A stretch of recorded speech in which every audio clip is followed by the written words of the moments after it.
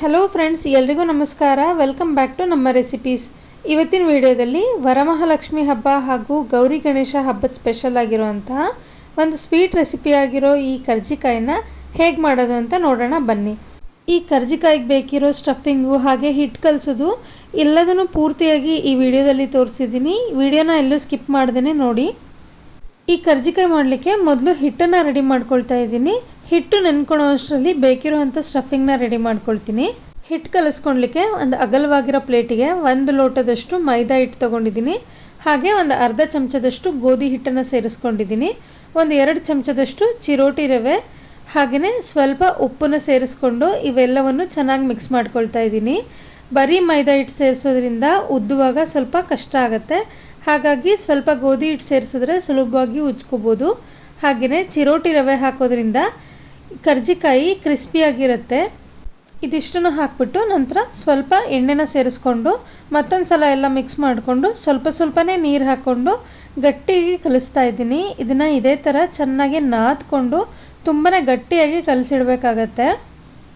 ಕರ್ಜಿಕಾಯಿ ಕ್ರಿಸ್ಪಿಯಾಗಿ ಬರಬೇಕು, ಹಾಗೆ ತುಂಬ ದಿನ ಇಟ್ಟರೂ ಕ್ರಿಸ್ಪಿಯಾಗಿಯೇ ಇರಬೇಕು ಅಂದರೆ ಅದ್ರ ಹಿಂದಿನ ಸೀಕ್ರೆಟು ಹಿಟ್ಟು ಕಲಿಸೋದು.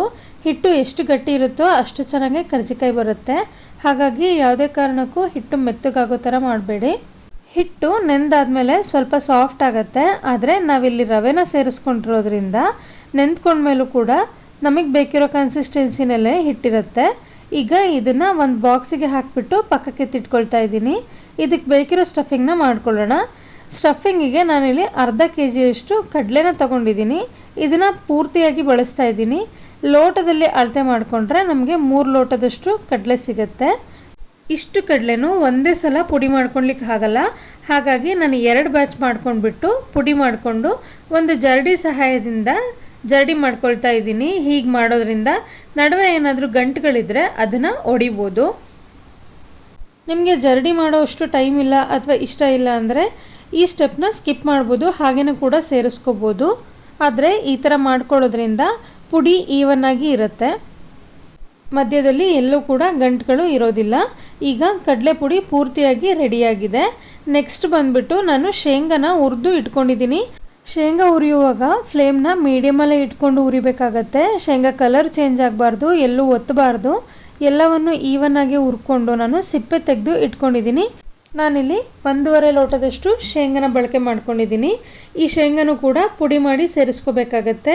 ಆದರೆ ಮಿಕ್ಸಿ ಜಾರ್ಗೆ ಬರೀ ಶೇಂಗಾನ ಹಾಕಿದ್ರೆ ಶೇಂಗಾದಲ್ಲಿರೋ ಎಣ್ಣೆ ಅಂಶ ಬಿಟ್ಕೊಂಡ್ಬಿಟ್ಟು ಮಿಕ್ಸಿ ಜಾರ್ಗೆ ಮೆತ್ಕೊಳ್ಳುತ್ತೆ. ಹಾಗಾಗಿ ಶೇಂಗಾ ಹಾಕೋಕ್ಕಿಂತ ಮೊದಲು ಸ್ವಲ್ಪ ಕಡಲೆ ಪುಡಿ ಹಾಕಿಬಿಟ್ಟು ಅದ್ರ ಮೇಲ್ಗಡೆ ಶೇಂಗಾ ಸೇರಿಸ್ಕೊಂಡು ಮತ್ತೆ ಅದ್ರ ಮೇಲ್ಗಡೆ ಇನ್ನೊಂದು 2 ಚಮಚದಷ್ಟು ಕಡಲೆ ಪುಡಿ ಸೇರಿಸ್ಕೊಂಡು ನಂತರ ಮಿಕ್ಸಿ ಮಾಡ್ಕೊಂಡಿದ್ದೀನಿ. ಈ ಪುಡಿಯನ್ನು ಕೂಡ ಇದೇ ಥರ ಜರಡಿ ಮಾಡ್ಕೊಳ್ತಾ ಇದ್ದೀನಿ. ಈಗ ಶೇಂಗಾ ಪುಡಿ ಜರಡಿ ಮಾಡಿದ್ದು ಆಗಿದೆ. ನೆಕ್ಸ್ಟ್ ಬಂದುಬಿಟ್ಟು ಬೆಲ್ಲ ಸೇರಿಸ್ಕೋಬೇಕಾಗತ್ತೆ. ಸಿಹಿಗೆ ನಾನಿಲ್ಲಿ ಬೆಲ್ಲನ ಬಳಕೆ ಮಾಡ್ತಾ ಇದ್ದೀನಿ. 2.25 ಲೋಟದಷ್ಟು ತುರಿದಿರೋ ಬೆಲ್ಲನ ಸೇರಿಸ್ಕೊಳ್ತಾ ಇದ್ದೀನಿ.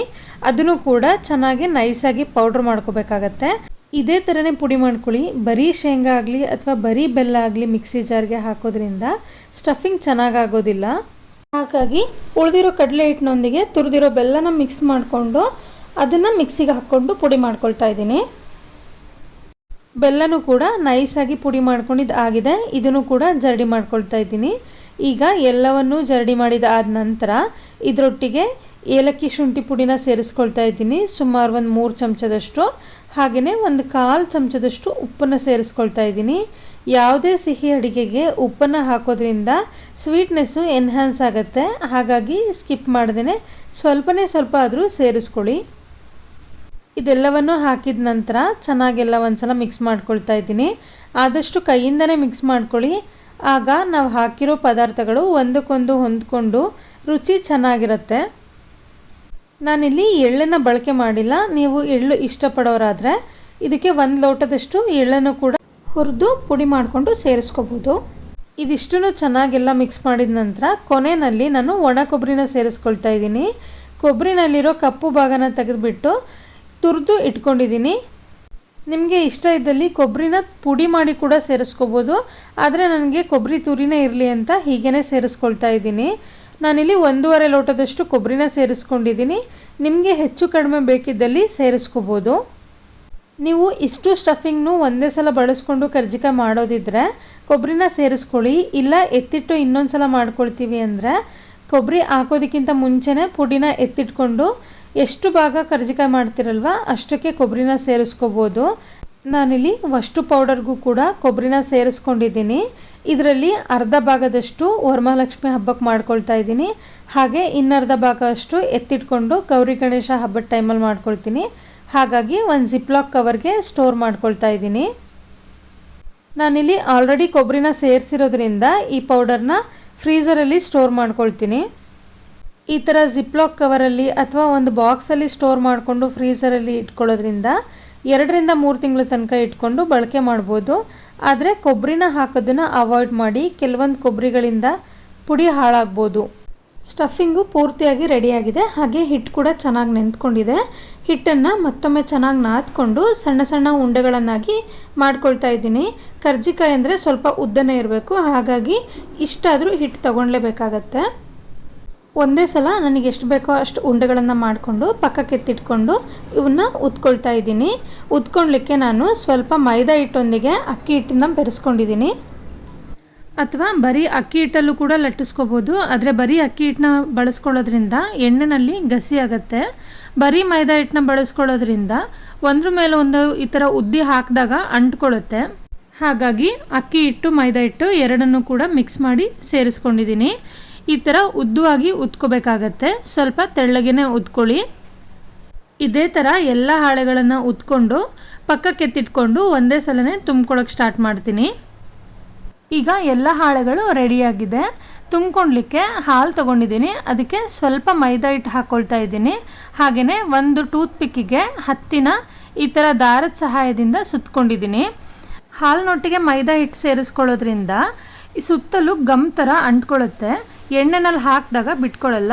ಮೈದಾ ಹಿಟ್ಟು ಬದಲಿಗೆ ಸ್ವಲ್ಪ ಸಕ್ಕರೆ ಬೇಕಾದರೂ ಸೇರಿಸ್ಕೋಬೋದು. ಈಗ ಸ್ಟಫಿಂಗ್ನ ಹೇಗೆ ಫಿಲ್ ಮಾಡೋದು ಅಂತ ನೋಡೋಣ. ಈ ಥರ ಉದ್ದವಾಗಿ ಇಟ್ಕೊಂಡು ಒಂದು ಸ್ಪೂನ್ ಸಹಾಯದಿಂದ ಸೆಂಟ್ರಲ್ಲೇ ಈ ಪೌಡರ್ನ ಹಾಕ್ಕೊಳ್ತಾ ಇದ್ದೀನಿ.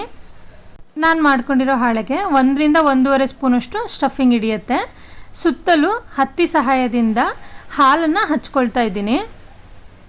ಈ ಥರ 2 ಬೆರಳಿನ ಸಹಾಯದಿಂದ ಪ್ರೆಸ್ ಮಾಡಿಕೊಂಡು ಲಾಕ್ ಮಾಡಬೇಕಾಗತ್ತೆ. ಚೆನ್ನಾಗಿ ಪ್ರೆಸ್ ಮಾಡ್ಕೊಳ್ಳಿ. ಇಲ್ಲ ಅಂದರೆ ಎಣ್ಣೆನಲ್ಲಿ ಹಾಕಿದ ನಂತರ ಇದು ಬಿಟ್ಕೊಂಡ್ರೆ ಸ್ಟಫಿಂಗ್ ಎಲ್ಲ ಹೊರಗಡೆ ಬಂದುಬಿಟ್ಟು ಎಣ್ಣೆ ಪೂರ್ತಿಯಾಗಿ ಹಾಳಾಗೋಗ್ಬಿಡುತ್ತೆ. ಹಾಗಾಗಿ ನೀಟಾಗಿ ಲಾಕ್ ಮಾಡ್ಕೊಳ್ಳೋದು ತುಂಬ ಮುಖ್ಯ. ಇಲ್ಲಿ ಸ್ವಲ್ಪ ಚೆನ್ನಾಗೇ ಪ್ರೆಸ್ ಮಾಡಿಕೊಂಡ್ರೆ ರೆಡಿ ಆಯಿತು ಕರ್ಜಿಕಾಯಿ. ನಿಮಗೆ ಈ ಥರ ಕೈಯಲ್ಲಿ ತುಂಬಲಿಕ್ಕೆ ಕಷ್ಟ ಆಗುತ್ತೆ ಅಂದರೆ ಇನ್ನೊಂದು ಮೆಥಡ್ ತೋರಿಸ್ತಾ ಇದ್ದೀನಿ. ಒಂದು ಪೇಪರ್ ಮೇಲ್ಗಡೆ ಇಟ್ಕೊಂಡು ಸೆಂಟ್ರಲ್ಲಿ ಸ್ಟಫಿಂಗ್ನ ಹಾಕ್ಕೊಳ್ಳೋದು. ಈ ಪುಡಿ ಸೆಂಟ್ರಲ್ ಮಾತ್ರ ಇರಲಿ, ಆ ಕಡೆ ಈ ಕಡೆ ಇದ್ದರೆ ಹೊರಗೆ ಬರೋ ಚಾನ್ಸಸ್ ಇರುತ್ತೆ.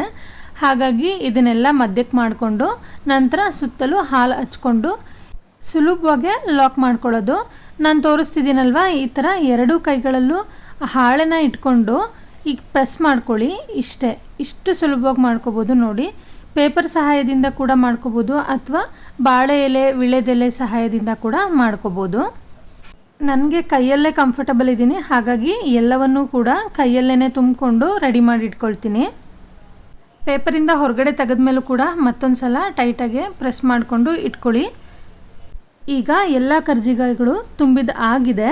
ನಾನು ಪಕ್ಕದಲ್ಲಿ ಎಣ್ಣೆನೂ ಕೂಡ ಬಿಸಿ ಆಗ್ಲಿಕ್ಕೆ ಇಟ್ಟಿದ್ದೆ. ಇದು ಜಾಸ್ತಿ ಟೈಮ್ ತಗೊಳ್ಳಿಲ್ಲ ಕರಿಯೋಕ್ಕೆ, ಹಾಗಾಗಿ ಎಲ್ಲವನ್ನು ಒಟ್ಟಿಗೆ ಮಾಡ್ಕೊಂಡು ನಂತರ ಕರಿಲಿಕ್ಕೆ ಸ್ಟಾರ್ಟ್ ಮಾಡ್ತಾ ಇದ್ದೀನಿ. ಎಣ್ಣೆ ಕೂಡ ಚೆನ್ನಾಗಿ ಕಾದಿದೆ. ಒಂದೊಂದೇ ಕರ್ಜಿಕಾಯಿಗಳನ್ನ ತಗೊಂಡು ಎಣ್ಣೆಲೆ ಹಾಕ್ಕೊಳ್ತಾ ಇದ್ದೀನಿ. ಆದಷ್ಟು ಅಗಲವಾಗಿರೋ ಬಾಣಲಿ ತೊಗೊಂಡ್ರೆ ಬೇಗನೆ ಆಗುತ್ತೆ. ಜಾಸ್ತಿ ಕರ್ಜಿಕಾಯಿ ಒಂದೇ ಸಲಿನೇ ಹಿಡಿಯುತ್ತೆ. ಫ್ಲೇಮ್ನ ಮೀಡಿಯಮಲ್ಲಿ ಇಟ್ಕೊಂಡು ಕರಿತಾ ಇದ್ದೀನಿ. 2 ಕಡೆನೂ ತಿರುಗಿಸ್ಕೊಂಡು ಒಂದೇ ಥರ ಕಲರ್ ಬರೋ ಥರ ಕರೆದು ಎಣ್ಣೆಯಿಂದ ಹೊರಗೆ ತೆಗಿತಾ ಇದ್ದೀನಿ. ನೋಡ್ತಿರ್ಬೋದು ಇವಾಗ ಕರ್ಜಿಕಾಯಿ ರೆಡಿಯಾಗಿದೆ.